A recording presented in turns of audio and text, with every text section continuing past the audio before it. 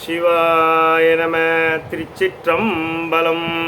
தென்னாடுடைய சிவனே போற்றி, எந்நாட்டவர்க்கும் இறைவா போற்றி. மாணிக்கவாசக சுவாமிகள் திருவடிகள் போற்றி போற்றி. திருவாசகம் நீத்தல் விண்ணப்பம் 47வது பாடல். பழிப்பில் நின் பாத பழத்தொழும்பீதி விழப்பழித்து விழித்திருந்தேனே விடுதி கண்டாய் வெண்மதிப்பணிலம் கொழுத்து மந்தார மந்தாகினி நுந்தும் வந்த பெருமை தழைச்சிறு நீரில் பிறைக்கலம் சேர்தரு தாரவனே.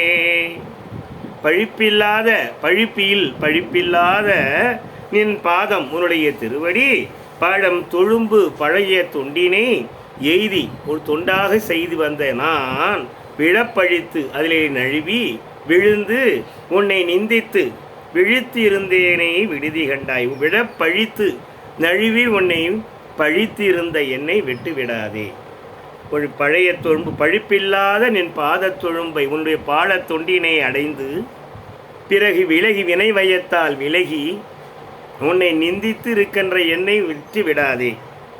வெண்மணிப்பணிலும் மென்மையான முத்துக்களும் சங்குகளும் அடித்து கொண்டு வருகின்ற மந்தாரமலையும் அடித்து கொண்டு வருகின்ற கங்கையை சடையில் சிறை நீராக சிறைபிடித்தாய். கங்கையிலே சிறைபிடித்தவனே எம்பெருமானே, அதில் பிறைச்சந்திரன் தோணி வடிவமாக இருப்பதையும் பார்ப்போம். தள்ளுகின்ற அணையாக பெருமைகளை பொருந்திய அணையை கங்கையை தரையில் சிறைபிடித்தவனே, சிறைத்தீரில் பிறைக்கலம் சேர்தரு தாரவனே. பிறைக்கலம் பிறையாகது தோணி போன்ற வடிவை உடையது எம்பெருமானே. இறைவன் வைதாரையும் வாழ வைப்பான் என்று கூறப்பட்டது.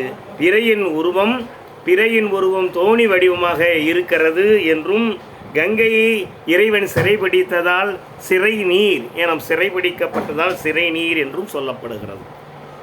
சிவாய நம. திருச்சிற்றம்பலம்.